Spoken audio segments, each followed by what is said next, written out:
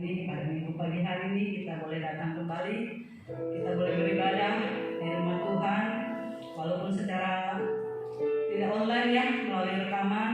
Kita berharap jemaat juga boleh menikmati ibadah pada minggu pagi hari ini. Saya atas nama Pak Gembala, Bu Gembala dan seluruh para pelayan Tuhan berharap agar jemaat senantiasa ada dalam perlindungan Tuhan.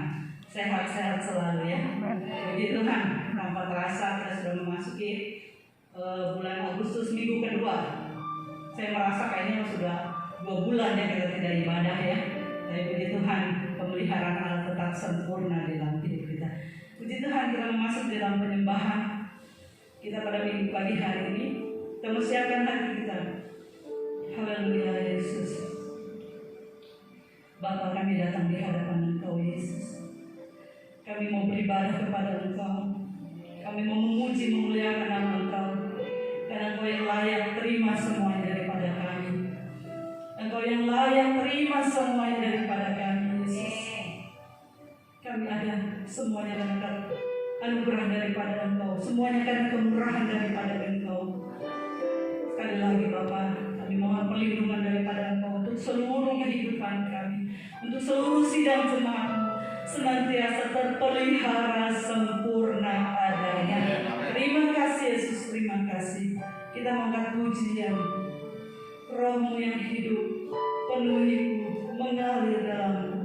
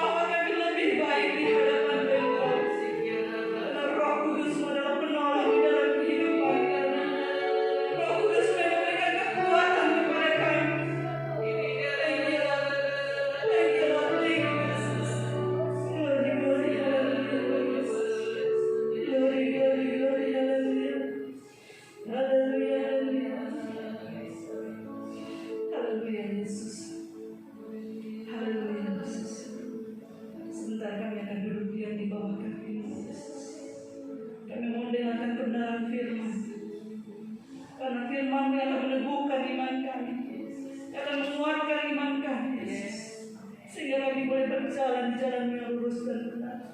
Kami tidak tersesat dalam menghadapi kehidupan ini. Haleluya. Haleluya. Hati kami ini seperti rusa yang rindu akan aliran-airmu. Haleluya. Kita makan pujian seperti rusa yang rindu aliran airmu. Haleluya. Sebentar hamba yang menaburkan kebenaran firman-Nya. Urapi hamba ya Bapa dari ujung rambut hingga ujung kaki, sehingga setiap perkataan adalah kebenaran yang datang daripada Engkau.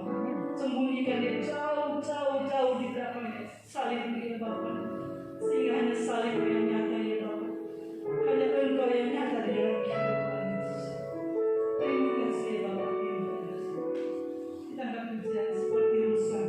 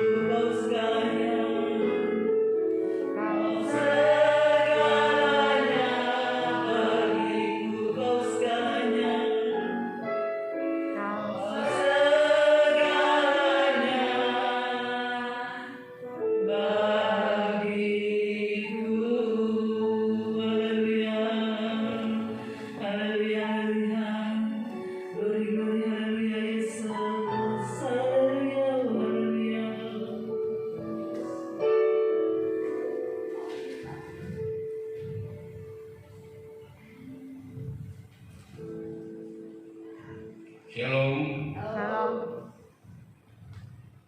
Ya, selamat pagi dan selamat hari Minggu bagi semua saudara yang dikasihi dalam Tuhan Yesus Kristus. Hari ini kita mau merenungkan benar firman Tuhan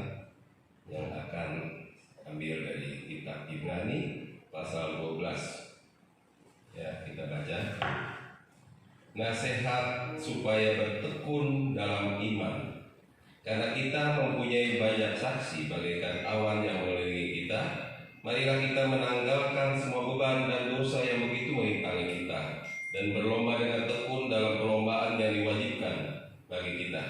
Marilah kita melakukannya dengan mata yang tertuju kepada Yesus yang memimpin kita dalam iman dan yang membawa iman kita kepada kesempurnaan, yang dengan mengabaikan kehinaan tekun memikul salib, ganti sukacita yang disediakan bagi Dia yang sekarang duduk di sebelah kanan tahta Allah. Ingatlah selalu akan Dia yang tekun menanggung bantahan yang sehebat itu terhadap dirinya dari pihak orang-orang berdosa, supaya jangan kamu menjadi lemah dan putus asa. Dalam pergumulan kamu melawan dosa, kamu belum sampai mencurahkan darah, dan sudah lupa kamu akan nasihat yang berbicara kepada kamu seperti kepada anak-anak. Hai anakku, janganlah anggap enteng didikan Tuhan, dan janganlah putus asa apabila engkau diperingatinya. Karena Tuhan mengajar orang yang dikasihinya, dan Dia menyesal orang yang diakuinya sebagai anak. Saudara terkasih, di sini berjudul dengan kita nasihat supaya bertekun di dalam iman. Di sini dikatakan bahwa karena kita mempunyai banyak saksi, ya, yang bagaikan awan yang mengelilingi kita, mari kita menanggalkan semua beban dosa dan perintah kita, dan berlomba dengan tekun dalam perlombaan yang diwajibkan bagi kita. Mari kita melakukannya dengan mata yang tertuju pada Yesus yang memimpin kita dalam iman dan membawa iman kita kepada kesempurnaan. Ya, saudara kasih, di renungan hari ini bagaimana nasihat supaya kita bertekun di dalam iman, di dalam agar kita dapat bertekun. Ayat ini mengatakan di ayat 2 tadi, marilah kita melakukannya dengan mata yang tertuju kepada Yesus. Ya, dalam kehidupan akhir-akhir ini kita melihat bagaimana kehidupan begitu goncang, ya, seluruh dunia ada pandemi corona di mana-mana. Orang sudah mulai, bahkan di negara-negara maju sekarang sudah mulai demo, ya, karena lockdown. Padahal mereka masih diberi santunan, masih diberi bayaran dari negara, ya, untuk mereka kebutuhan hidup mereka. Tapi ya, karena selama ini manusia kan banyak kebutuhan dalam tanda kutip yang merupakan kebiasaan di hidup era modern, ya, orang yang sedang jalan-jalan, orang yang sedang shopping, ya, dan lain sebagainya, ya, seolah-olah itu tidak bisa dilakukan dan mereka stres. Oleh sebab itu mereka sudah mulai berdemo, resah, ya. Nah, di sini dikatakan memang kemarin pun istri saya bilang ada seorang yang stres karena usahanya sepi, ya, dagangnya sepi terus, dan nggak tahu sampai kapan, dan akhirnya dia mau bunuh diri. Dan memang kita lihat juga banyak orang yang sudah melakukan itu, ya, karena apa? Karena sekali lagi fokus hidupnya makanya kepada hal-hal lain, materi, keinginan, ya, impian-impian dia, bukan terfokus kepada Tuhan Yesus, ya. Di sini dikatakan tadi terarah kepada Yesus, ya. Dan dikatakan ini di ayat selanjutnya dikatakan marilah kita bertekun, ya, dan berlomba dengan tekun dalam perlombaan yang diwajibkan bagi kita. Jadi saudara, di dalam kita memelihara bertekun di dalam iman, kita diwajibkan seperti berlomba, suatu perlombaan. Satu hal yang kita mau renungkan, bahwa Tuhan itu baik adanya, dan kasih setianya itu tidak pernah hilang, nggak pernah habis dalam hidup kita. Kenapa saya berani mengatakan seperti itu? Kalau wabah pandemi corona ini benar-benar menjadi pembunuh yang luar biasa, ya, dikatakan bicara saja orang bisa tertular dan akhirnya sesak napas dan mati, itu yang berita-berita kita dengar.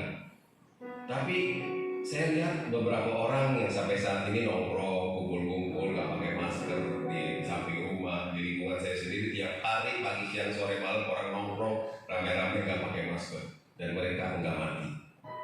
Nah, seperti kemarin saya bilang bahwa yang membunuh orang itu bukan virus corona, bukan corona, tapi memang Tuhan sudah menentukan akhir hidup seseorang. Ya, jadi bukan orang manusia itu bukan virus yang membunuh, tapi memang sudah waktunya Tuhan. Jadi tetap kedaulatan ada di tangan Tuhan. Dan kenapa saya bilang banyak orang kita masih aman-aman aja sampai saat ini ya, kita sudah menjalani 1 tahun lebih. Kenapa? Ya sekali lagi kasih setia Tuhan tidak pernah habis dalam hidup kita. Jadi kalau kita masih ada itu benar-benar anugerah Tuhan, bukan karena coronanya ya, nggak lihat kita, coronanya nggak peduli kita, tapi semata-mata anugerah Tuhan. Oleh sebab itu kita harus tetap fokus kepada Tuhan dalam segala hal. Ya, saya selalu merenungkan, meyakinkan dari kejadian kita lihat bahwa pada saat Tuhan sebelum menjadikan manusia, Dia menciptakan semua kebutuhan, tumbuh-tumbuhan, terang, gelap, siang, malam, ya kan, makanan disediakan, baru Dia menciptakan manusia.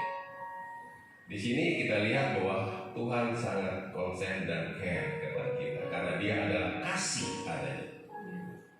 Dan pada saat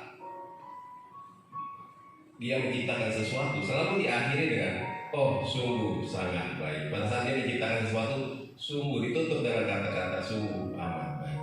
Jadi Tuhan baik adanya. Coba setiap hari penciptaan hari pertama oh sungguh sangat baik. Karena Tuhan itu baik. Dia sumber kebaikan. Kalau saudara tidak mengarahkan mata saudara kepada Tuhan, rugi besar. Dalam kitab Yohanes pasal 15 dikatakan, akulah pokok anggur, kamulah rantingnya. Ya, kamu harus melekat, sebab di luar aku kamu tidak bisa berbuat apa-apa. Di sini dibuktikan dengan kejadian corona apa yang bisa kamu lakukan. Kamu bisa bangun perusahaan mega besar, tutup. Kamu perusahaan karya apa, tutup, bangkrut. Apa yang bisa dilakukan? Ya, jadi firman Tuhan mengatakan di luar aku kamu tidak bisa berbuat apa-apa. Pada saat kita menaruh harap pada harta benda kita menaruh harap pada usaha kita menaruh harap pada orang lain. Pada saat orang lain harta itu juga tidak bisa menopang kita, dia akan putus asa dan hilang pengharapan. Apalagi yang dapat aku harapkan? Ya, tapi dikatakan orang yang bersandar kepada Tuhan, orang yang menanti-nantikan Tuhan memperoleh kekuatan yang baru. Selalu fresh dikasih ya oleh Tuhan. Ya, jadi tidak bisa apa-apa. Karena apa? Kita lihat kalau kita di dalam Tuhan, kita kurang apa? Kita kurang hikmat. Firman Tuhan minta, Tuhan akan memberikannya dengan murah hati. Saudara kurang apa? Saudara letih lesu, berbeban berat, mari datang padaku, aku akan memberi kelegaan. Coba. Apalagi yang menjadi kebutuhan kita, Tuhan aku ada damai sejahtera, firman datang, minta aku akan memberikannya dengan murah hati. Jadi di dalam Tuhan selalu ada jawaban, selalu ada pertolongan. Kadang-kadang manusia ini menjadikan Tuhan seperti kotak P3. Ya, dia hanya dipakai kalau ada luka, ada sesuatu musibah, baru dicari dan dipakai. Nah ini kan jelas, ya. Bagaimana iman seseorang? Ada yang mengambil Tuhan seperti pemadam kebakaran. Kalau nggak ada kebakaran ya udah disimpan aja di garasi. Tapi begitu ada kebakaran baru aja hidupin. Ya, jadi Tuhan itu dipakai sebagai apa? Pemadam kebakaran. Ada masalah baru teriak kita minta tolong. Tapi dikatakan ya di ayat tadi bahwa dengan mata yang tertuju hanya kepada Tuhan. Jadi dalam hidup ini apapun persoalan, apapun tujuan hidup kita, apapun yang kita lakukan, kita harus dengan mata yang tertuju pada Tuhan. Karena Dia yang menciptakan kita, amin. Dan Dia menciptakan semesta alam dan semua apa yang ada di dalamnya. Betul. Ya, saya sering kali bilang kita di manusia, modalnya apa sih? Pada saat Tuhan bikin matahari, bikin bulan, apa ada yang invest atau membantuin bikinnya, mulung-mulung gitu, enggak. Semua anugerah Tuhan. Ya, kita hanya menikmati menjalani apa yang sudah Tuhan sediakan, termasuk nafas hidup yang Tuhan berikan. Kita hanya menjalani. Oleh sebab itu katakan kita hanya sebagai penata layang atau pengelola. Ya, oleh sebab itu pada saat kita kehilangan sumber hidup kita, sumber pencipta kita pasti ada dalam masalah. Amin. Ya itu sekarang orang banyak putus asa, banyak orang lemah, bunuh diri dan lain sebagainya. Ya karena itu, ya dia hilang, putus dari sumber kehidupannya. Ya, jadi apapun masalah saudara, perbaiki hubungan saudara dengan Tuhan, dengan kita dengan Tuhan. Setiap permasalahan di dalam Tuhan pasti ada jawaban. Amin. Kita lihat pada saat Tuhan Yesus Kristus ada di dunia, apa masalahmu pada saat Tuhan Yesus Kristus jalan keliling? Tuhan, aku tidak ada uang untuk bayar ini. Ambil uang itu di mulut ikan. Tuhan, kenapa ini saudaraku sakit? Datang Tuhan sembuh. Bahkan orang yang sudah mati, datang Tuhan hidup kembali. Jadi apa yang menjadi masalahmu yang tidak bisa diatasi oleh Tuhan? Kita bisa lihat. Dikatakan di ayat yang pertama tadi, karena kita mempunyai banyak saksi bagaikan awan yang mengelilingi kita, ya. Banyak kesaksian. Amin. Lazarus bangkit. Ya kan? Banyak sekali lah anak-anak yang dibangkitkan oleh Tuhan, disembuhkan dari sakit penyakit. Banyak sekali saksi-saksi kesaksian-kesaksian yang sudah mengelilingi kita. Apakah kita masih tidak mau melihat itu? Halo? Jadi saya sering bilang bahwa manusia itu adalah makhluk pelupa. Penyakit yang paling besar pelupa.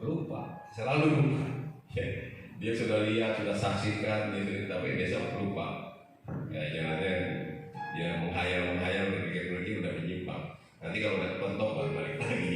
Jadi seringkali manusia itu malu lupa. Ya jadi ayat di sini dikatakan bahwa nasihat supaya kita bertekun di dalam iman. Dan dikatakan di dalam ayat itu, marilah kita berlomba dengan tekun dalam perlombaan yang diwajibkan bagi kita. Jadi saudara, sadar tidak sadar kita sedang berlomba, karena kita semua orang yang hidup itu punya tugas, punya tujuan yang dari Tuhan.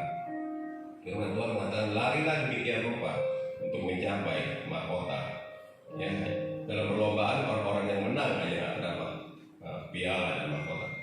Saudara kasih, bagaimana kita bisa berlomba dalam perlombaan iman kita? Dalam kita tadi yang pertama dikatakan bahwa mata kita harus tertuju kepada Yesus. Ya, apapun masalah kita dia punya jawaban. Apapun persoalan kita dia sanggup menolong. Jadi jangan pernah kita lalu dari pandangan kita kepada Tuhan. Yang tadi saya bilang 15 itu kita harus melekat pada Tuhan, ya. Jangan jadikan Tuhan hanya sebagai kotak P3 atau pemadam kebakaran, ya kan? Kita nggak mau peduli hari lepas hari, kita nggak melekat pada Tuhan, kita nggak mau dengar suara Tuhan, kita nggak mau pedulikan Tuhan. Tapi begitu udah susah, kayak anak yang sulung, kayak anak yang bungsu, udah susah nggak bisa makan, akhirnya dia pulang ke rumah bapaknya. Ya puji Tuhan, bapaknya mau terima, ya kan? Bahkan dipulihkan keadaannya. Tapi ya kalau bisa jangan seperti itu. Ya seperti nasihat Abel ini, terus mata kita tertuju pada Tuhan. Apapun yang terjadi dengan Tuhan, pimpinan Roh Kudus setiap hari dalam kehidupan kita, apa yang harus kita lakukan, harus yang kita kerjakan, apa maunya Tuhan, kita harus terus fokus. Tanya itu setiap saat dalam hidup kita. Roh Kudus akan memimpin kita, karena Dia setia dan baik. Ya, jadi fokus kepada Tuhan. Jangan kita menyimpang kemana-mana. Jadi tadi yang saya bilang, orang-orang stres itu karena dia tidak terpaut kepada Tuhan. Saya sering bilang stres, takut itu musuhnya iman. Betul kan? Betul. Pada saat kita takut, kita kecewa, kita putus asa, iman kita nggak ada. Karena kita ini berbanding terbalik. Pada saat iman kuat, rasa takut kecil. Betul. Nah, makanya di sini dikatakan bahwa nasihat supaya kita bertumbuh dalam iman. Kemarin saya bilang ya, kemarin kan ramai di bangsa negara kita tentang kadrun itu kan, yang bilang apa? Wah, isu sara lah agama dan lain sebagainya. Dan ada komentar dari seseorang. Orang-orang negara lain sudah sedang memikirkan bagaimana kita bisa hidup dan mendarat di planet Mars, ya kan? Tapi ini masih mempermasalahkan masalah agama, masalah perbedaan-perbedaan yang gak jelas, pakaian, masalah apa gitu. Dari situ kita kecewa sekali, gitu kan? Ini orang negara maju sudah mikirin bagaimana planet Mars, kita masih ngurusin urusan makanan, urusan pakaian, gitu. Nah, hal yang sama saudara, anak-anak Tuhan seperti itu. Ya, Tuhan punya rencana yang besar, tapi manusia lebih senang dengan urusan-urusan pribadi yang gak jelas. Sampai Tuhan izinkan pandemi ini, baru orang tahu, waduh ternyata agenda-agenda saya ini sia-sia. Bahkan sesuatu yang sudah saya bangun demikian rupa puluhan tahun, bahkan ratusan tahun, akhirnya tidak ada artinya apa. Di sini memenjelikan kita, ya, bahwa marilah Tuhan punya tujuan yang jauh besar dalam kehidupan setiap pribadi. Oleh sebab itu, kita harus masuk dalam perlombaan yang diwajibkan oleh Tuhan. Jadi kalau gereja masih, waduh gimana persembahan, waduh gimana nih pelayanan, gimana WL, gimana singer, bagaimana kita masih mempersoalkan hal-hal yang kecil yang nggak perlu, ya, bagaimana jemputan, bagaimana ini, hal yang nggak perlu, kita malu saudara. Tuhan punya rencana jauh yang lebih besar. Kalau kita mau dengar, kita mau fokus, kita mau konsen terhadap suara Tuhan. Rencana Tuhan pasti luar biasa di setiap kita. Dikatakan ada orang yang dikasih 1 talenta, 2 talenta, 5 talenta. Kalau saudara tidak kembangkan, Tuhan marah dan kita jahat. Tapi kalau dikembangkan firman Tuhan, selalu Tuhan melipat gandakan. Yang punya 2 jadi 4, yang punya 5 jadi 10, yang punya 10 pasti jadi 20. Itulah keriduan Tuhan dalam kehidupan anak Tuhan. Jadi mari responi apa yang menjadi tujuan Tuhan dalam kehidupan kita. Jangan mempersoalkan lagi hal-hal yang kita lihatlah gereja nggak jauh lah, berantem, ribut dan lain sebagainya. Urusan yang nggak jelas, yang nggak penting, betul nggak? Yang gereja yang satu dengan lain, wah salah pengajaran lah, doktrin lah, apalah. Aduh, muter dalam lingkaran setan. Nggak pernah bisa move on, maju. Padahal dikatakan kalau orang bilang, oh orang udah sampai ke Mars ini masih mikirin masalah makanan, masalah pakaian dan lain-lain. Perkara kecil. Begitu juga di dalam Tuhan. Kita diwajibkan dalam perlombaan. Kita harus siap fokus terhadap perencanaan Tuhan. Jangan lagi kerjaannya selama ini sangat memprihatinkan. Gereja selalu ribut masalah doktrin lah, ayat lah, tata laksana ibadah lah. Aduh, itu urusan-urusannya gak penting sama sekali. Ya, karena Tuhan datang ke sini nggak bawa agama. Tuhan membawa nilai-nilai dan Tuhan membawa kuasa, mempunyai rencana yang besar. Bahkan dikatakan bahwa engkau akan melakukan perkara-perkara yang besar dari yang pernah Yesus lakukan di dunia.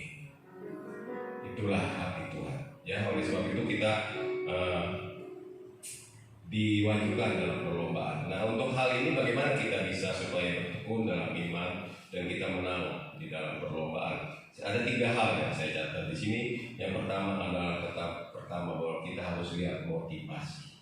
Yang pertama, saudara kasih jujur kalau kita mau tanya diri kita masing-masing, apa sih tujuan kita pada saat kita datang ke gereja, pada saat kita datang kepada Tuhan?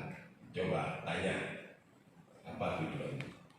Pasti macam-macam. Ada yang bilang, oh ya anak saya ikut anak saya, temenin anak saya ke gereja, atau temenin istri suami saya datang ke gereja. Oh karena saya nggak ada kegiatan, ya kan di gereja kan banyak orang.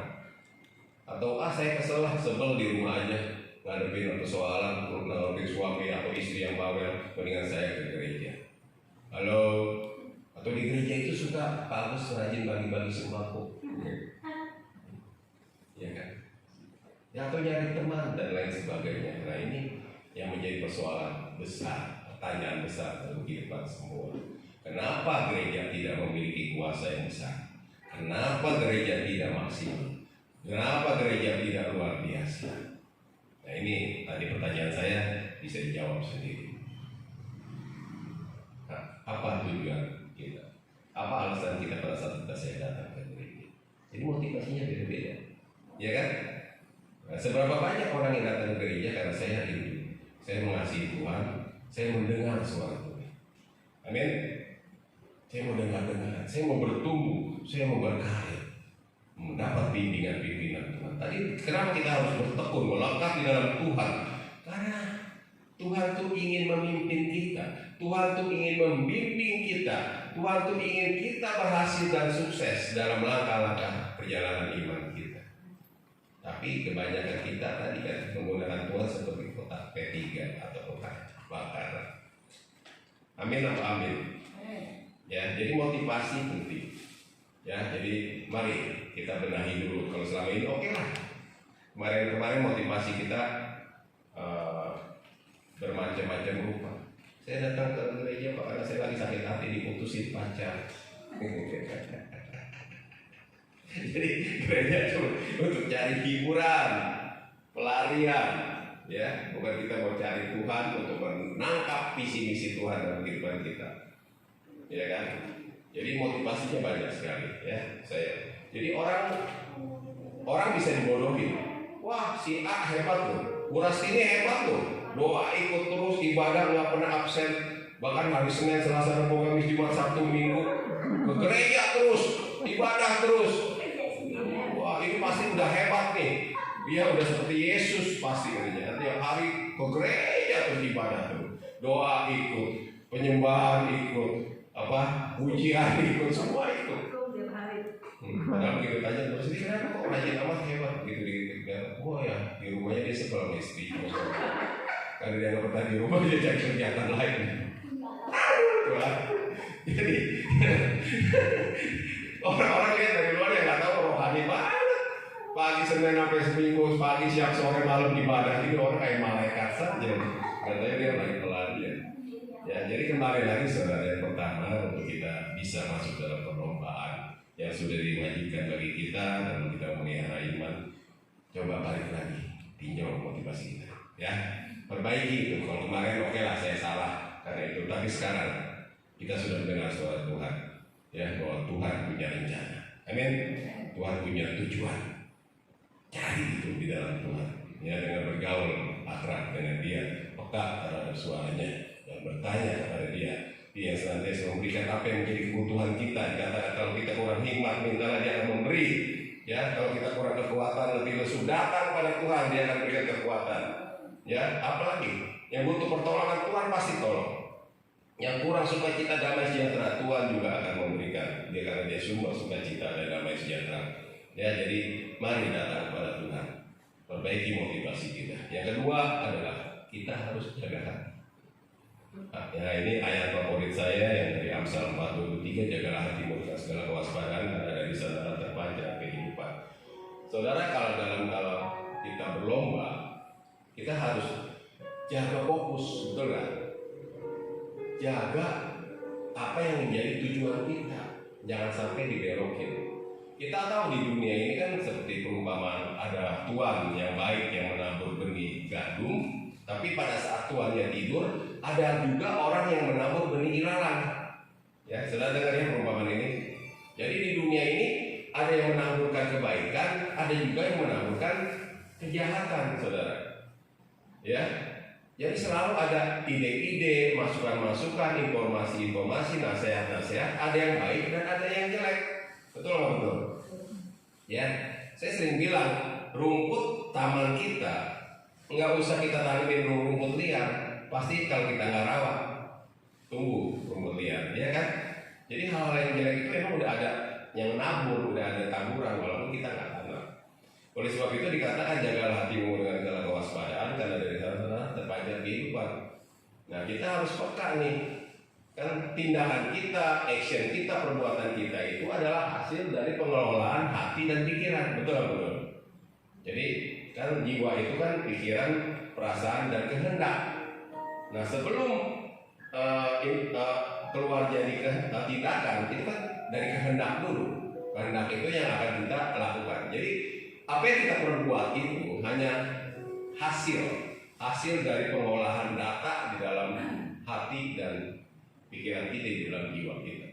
Oleh sebab itu kita yang harus kita jaga, ya, bukan pada saat kita bertingkah laku kita atau perbuatan kita. Itu kepribadian bisa dipoles, bisa dipelajari. Tapi yang menjadi sumber yang orisinil adalah perasaan dan pikiran kita. Jadi apapun yang masuk itu harus kita seleksinya di hati. Hati yang menimbang-nimbang setiap perkara. Nah, ini berguna nggak buat saya? Ini bagus nggak? Ini benar nggak? Timbang dulu di sana. Kalau ini ternyata jelek, ini nggak bagus, ini nggak bagus. Ya udah jangan dimasukin, jangan diolah. Nah, terus pikiran kan suatu komando, perintah, ya kan? Begitu dipikir-pikir, dirasa-rasa, oh ya, timbullah kehendak.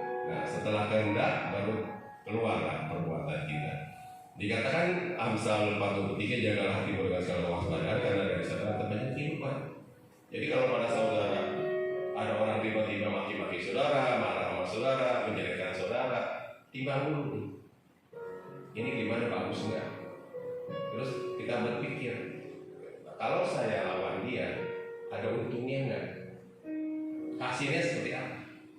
Tapi kalau misalnya dia menjadi, kalau saya lawan dengan kasih, kira-kira hasilnya seperti apa? Seperti apa maksud saya? Nah, jadi sebelum tindakan kita melukai orang, perbuatan kita menyebabkan masalah yang lebih besar,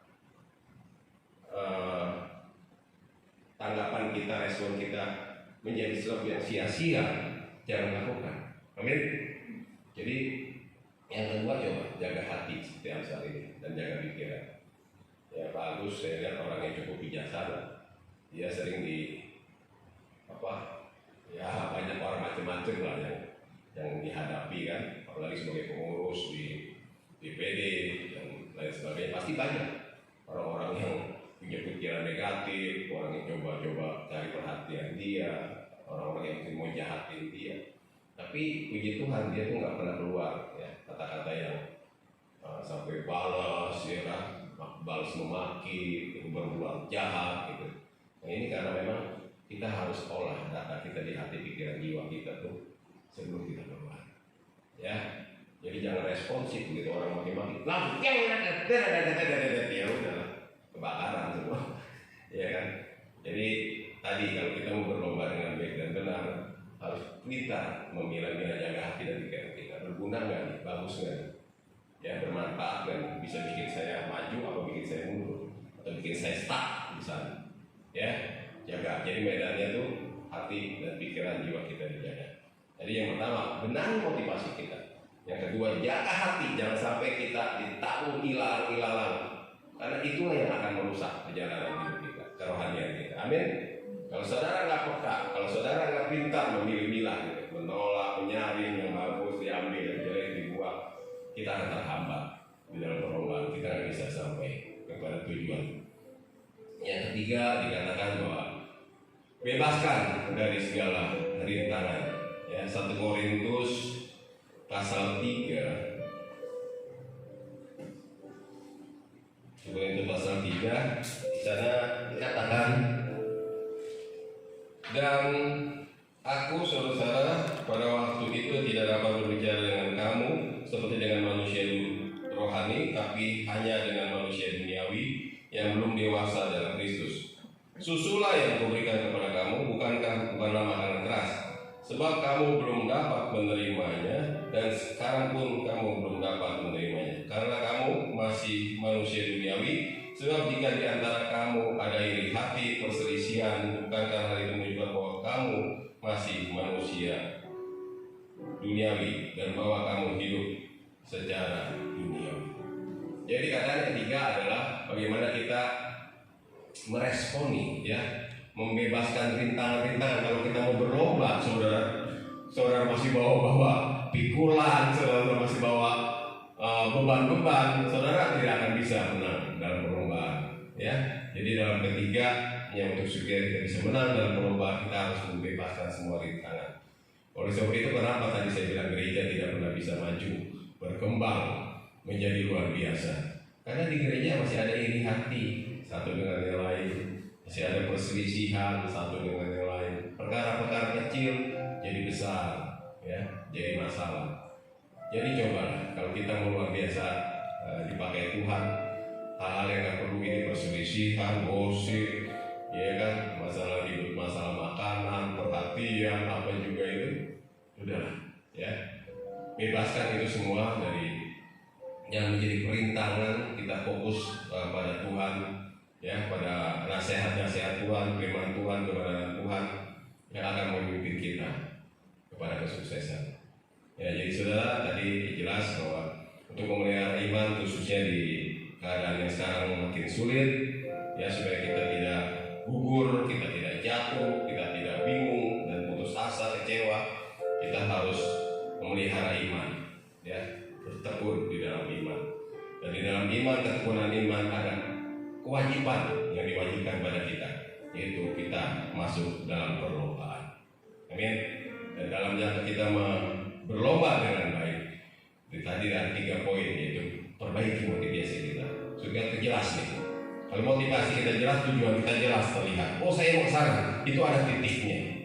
Tapi kalau kita nggak jelas, motivasinya nggak jelas, tujuannya nggak jelas, kita bisa lari ke kiri, ke kanan, salah arah dan lain sebagainya. Jadi benahi dulu motivasi kita sampai terlihat jelas. Oh, ini dia tujuan kita. Ya, yang kedua jaga hati. Oh, dalam kita mencapai tujuan pasti banyak masukan yang baik dan yang tidak baik. Kita harus menjaga hati, jiwa kita, pikiran kita untuk menyaring apa yang berguna untuk kita mencapai tujuan, bukannya untuk menghalangi. Ya, yang ketiga, kita harus membebaskan rintangan-rintangan yang menyebabkan kita untuk bisa sampai tujuan kita. Yaitu apa tadi? Kekanak-kanakan, sifat iri hati, dengki, ya kan? Masih suka ribut perkara-perkara kecil. Dikatakan firman Tuhan juga bahwa perkara-perkara besar hanya Tuhan percayakan kepada orang-orang yang sudah dewasa. Amin. Gak mungkin anak-anak dikasih kepercayaan yang besar. Betul apa betul? Ya, untuk kita memulai kepercayaan yang besar di Tuhan, kita harus bertumbuh dewasa di dalam iman, sehingga dia akan menambah-nambahkan. Saya tutup dengan ayat yang mengatakan bahwa mata Tuhan menjelajah seluruh tempat untuk mencurahkan kekuatannya kepada orang yang bersungguh hati terhadap Dia. Jadi sampai saat ini firman Tuhan mengatakan bahwa mata Tuhan masih mencari orang-orang yang bersungguh hati terhadap Dia, untuk Tuhan melimpahkan kekuatan anugerahnya kepada orang yang bersungguh hati terhadap Dia. Ya, kita menjadi orang-orang yang luar biasa. Tuhan masih pilih, Tuhan masih cari orang-orang seperti itu. Tapi tadi yang saya sebutkan depan, ada syarat-syarat untuk bisa semua. Baik, itu aja firman Tuhan. Mari kita berdoa. Bapa dalam surga, kami bersyukur, berterima kasih bahwa apa yang terjadi saat ini, apa itu musibah, pandemi, apapun yang terjadi, kami yakin dan percaya itu tidak akan menimpa kami, dan itu akan menjadi rintangan bagi kami, karena mata kami tertuju hanya kepada Engkau. Dan ada rancangan yang besar. Semua yang terjadi dalam dunia ini hanyalah bumbu-bumbu atau rona-rona kehidupan. Tapi tujuan akhir kami adalah rancangan dan kehendak-Mu dalam kehidupan kami. Dan firman mengingatkan kami untuk bertekun di dalam iman dan ikut ambil bagian di dalam perlombaan yang diwajibkan kepada kami. Oleh sebab itu, tolong kami untuk masuk dalam perlombaan itu. Kami harus memurnikan motivasi kami di dalam Engkau. Kami harus senantiasa bisa menjaga jiwa kami, hati kami, pikiran kami, tindak tanduk kami semua, Tuhan. Dan kami boleh membuang segala rintangan yang merintangi dan membebani dalam kami meresponi panggilan-Mu. Terima kasih Bapa, dalam nama Tuhan Yesus Kristus. Kami berkati gereja BBI Sinten Pak Mustahil, Bu Pipi, para setiap pekerja, semua jemaat Tuhan berkati. Biar rahmat anugerah-Mu senantiasa tercurah, dan Tuhan pakai gereja ini menjadi alat puji hormat kemuliaan dan kebesaran bagi nama-Mu. Terima kasih Bapa, dalam nama Tuhan Yesus Kristus kami bersyukur dan kami berdoa kiranya hamba-Mu selesai berbicara, tapi Roh Kudus senantiasa akan memberikan rema dan bekerja lebih lanjut kepada semua kami yang mendengarkan ini. Terima kasih Bapak, hanya dalam nama Tuhan Yesus Kristus kami berdoa dan mengucap syukur. Yang percaya berkata amin. Ya, saya serahkan kepada Pak Agus.